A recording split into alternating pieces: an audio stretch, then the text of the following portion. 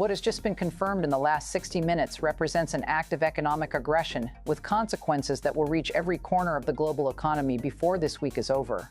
China has physically blocked United States oil tankers in the South China Sea, not sanctioned them, not issued diplomatic protests about their presence, not filed legal objections to international maritime bodies. Blocked them.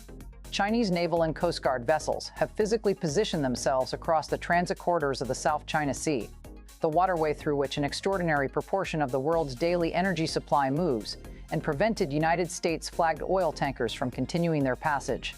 This has never happened before, not in this form, not at this scale, not with this level of deliberate strategic intent visible in every operational detail of how China executed this blockade.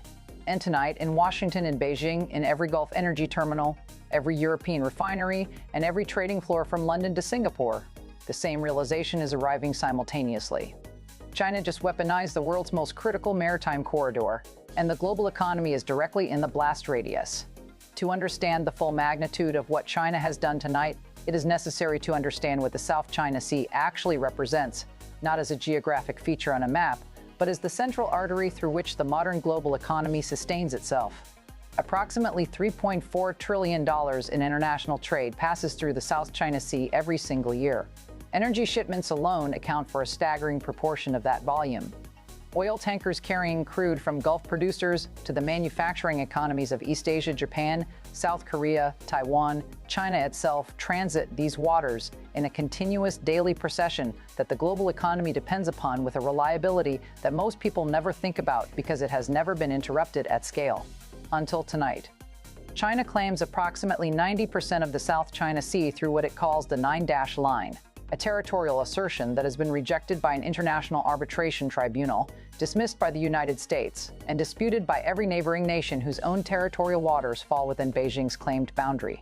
Despite that rejection, China has spent the last decade militarizing artificial islands constructed within the disputed zone, deploying naval and Coast Guard vessels across the region, and building the operational infrastructure necessary to enforce its claimed sovereignty at a moment of its choosing. Tonight, Beijing made that choice. The blockade of United States oil tankers is not an impulsive tactical decision.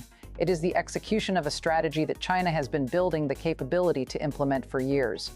And the target, American-flagged vessels carrying energy supplies through waters China claims as its own, was selected with a precision that reflects exactly how carefully Beijing has calculated the leverage this action creates. Before this report continues, covering the precise operational details of how China executed this blockade, how many vessels are currently affected, what the United States Navy is doing in response right now, and what this means for energy prices and global supply chains in the coming days. Subscribe to this channel immediately and activate the notification bell. The situation is developing on an hour-by-hour basis. The decisions being made in Washington and Beijing tonight will determine whether this becomes a contained confrontation or a sustained blockade, with global economic consequences that no government is fully prepared to manage. You need to be informed as every development is confirmed. According to reports confirmed through maritime monitoring services, regional security sources, and United States Defense Intelligence channels, Chinese People's Liberation Army Navy vessels and Coast Guard cutters moved into blocking positions across multiple transit corridors within the South China Sea in a coordinated action that unfolded across several hours. The operation was not improvised. The positioning of Chinese vessels across different entry and transit points within the disputed zone simultaneously, covering the primary shipping lanes that American-flagged tankers used to navigate through the region, reflected a level of pre-planning and operational coordination that indicated this blockade had been prepared well in advance of its execution tonight. Initial reports confirmed that a significant number of United States-flagged oil tankers were instructed by Chinese Coast Guard vessels to halt their transit and hold their current positions. Those vessels are currently stationary in international waters, legally entitled to continue their passage under the United Nations Convention on the Law of the Sea, while Chinese naval assets maintain their blocking formation. The captains of those vessels are now in an operational situation with no clean resolution available to them. Attempting to force passage through the Chinese formation risks a physical maritime confrontation at sea. Turning back means accepting the legitimacy of China's blockade, a precedent with consequences that extend far beyond tonight's incident. Holding position preserves options but allows the standoff to harden with each hour that passes without resolution. Every decision available to those vessels tonight is simultaneously a political decision being made at the highest levels of the United States government. The United States Navy's response to the blockade was swift and reflected the assessment that this situation has moved beyond the category of routine maritime friction into something that demands an immediate and visible demonstration of American commitment to freedom of navigation in international waters. Naval assets operating in the region were repositioned toward the blockade zone within hours of the Chinese formation being confirmed. The repositioning of American warships toward the standoff location was itself a signal, a demonstration that the United States does not recognize China's authority to halt American vessels in international waters, and that the Navy is prepared to escort those tankers to the corridor if the diplomatic resolution fails to materialize. The Pentagon issued a statement characterizing China's blockade as a dangerous and unlawful interference with freedom of navigation, one of the foundational principles of international maritime law that the United States has consistently enforced through naval presence for decades. Defense officials described the situation as a direct challenge to the rules-based international order and stated that the United States would take all necessary measures to ensure the free passage of American vessels to international waters.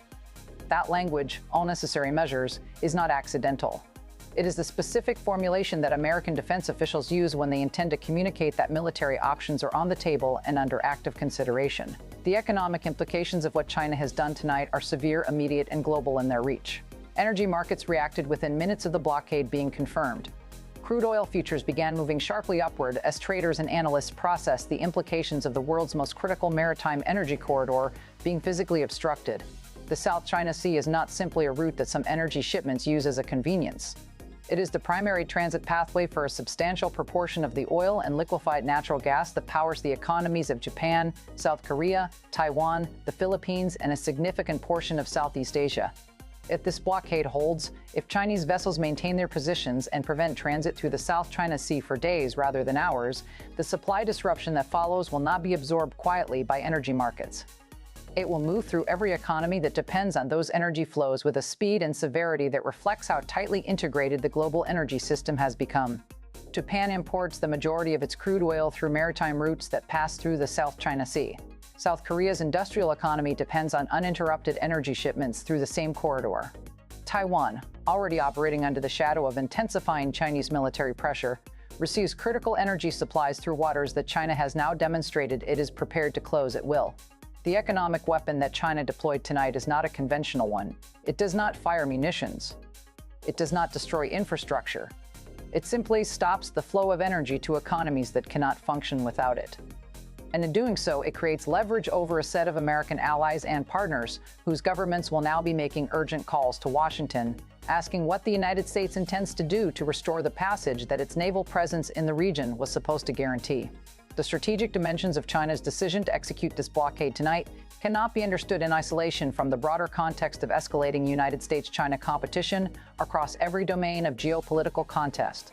Washington and Beijing have been engaged in a sustained confrontation that spans trade policy, technology competition, military posturing around Taiwan, and the broader contest for influence across the Indo-Pacific region. Every action taken in that competition is simultaneously a signal sent in every other theater of the relationship. China's decision to block American oil tankers in the South China Sea tonight is not simply a maritime security event. It is a message about leverage, about Beijing's willingness to use its geographic position and military presence to impose costs on the United States and its partners at a moment of China's choosing. The message is directed not just at Washington, it is directed at every government in the region that has been weighing how deeply to align with American security frameworks versus how carefully to manage its relationship with Beijing. For those governments, the calculation just became considerably more complicated. China has demonstrated tonight that the cost of alignment with the United States can include having your energy supplies threatened in the world's most critical shipping lane.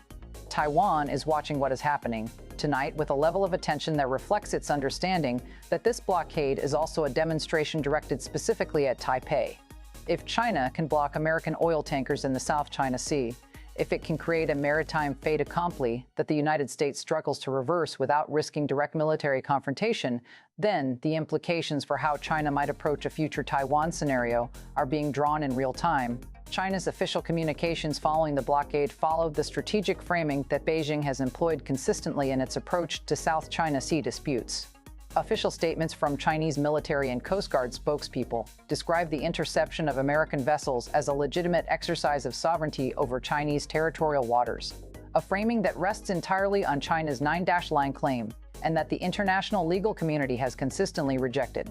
The language was authoritative and deliberate. It was designed to normalize the blockade as a routine act of territorial enforcement rather than an extraordinary escalation with global economic consequences. Chinese state media amplified that narrative with coverage that presented the blockade as a measured and appropriate response to what Beijing characterized as deliberate American provocation through sustained freedom of navigation operations in Chinese-claimed waters. The domestic messaging was designed to reinforce Chinese public support for assertive action in the South China Sea, while the international messaging was calibrated to test whether other governments would accept Beijing's territorial framing or rally behind Washington's freedom of navigation position. The international response to that test was unambiguous. Japan, South Korea, Australia, the United Kingdom, and the European Union all released statements within hours characterizing China's blockade as a violation of international maritime law and expressing solidarity with the principle of freedom of navigation. The alignment of that coalition, diverse in its membership, unified in its legal and strategic position, reflects the understanding shared across the Indo-Pacific and beyond that accepting China's right to close the South China Sea to international shipping would fundamentally reorder the rules that govern global commerce. Here's where the situation stands as this broadcast continues. China has executed a confirmed blockade of United States oil tankers in the South China Sea, physically preventing their passage through international waters using naval and Coast Guard assets deployed in a coordinated operation that bore every indication of extensive pre-planning. The tankers remain stationary. United States Navy vessels have repositioned toward the standoff zone.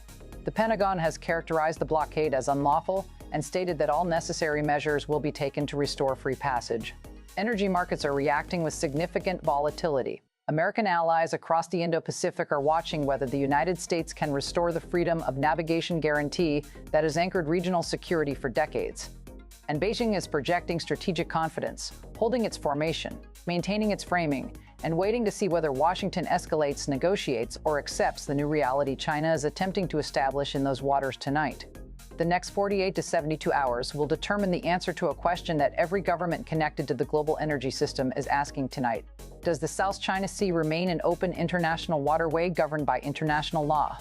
Or does it become a corridor that China controls and opens or closes according to its strategic interests? That answer will not come from legal tribunals or diplomatic statements. It will come from what happens in those waters in the hours ahead. From the decisions made by naval commanders, heads of state, and the captains of tankers that are sitting stationary in international waters right now, waiting to see whether the world they operate in still has rules that apply to everyone equally. The forces are positioned, the leverage has been deployed, and the response that determines the future of maritime freedom in the most economically critical waterway on Earth is being formulated right now. This channel will remain on this story as every development is confirmed. Subscribe immediately for real-time updates as this situation continues to evolve. If this report delivered clarity on one of the most consequential acts of economic and military brinkmanship of our time, share it, engage with it, and bring the people around you into this conversation. Your analysis in the comments section is part of how the world makes sense of moments like this one. This broadcast continues.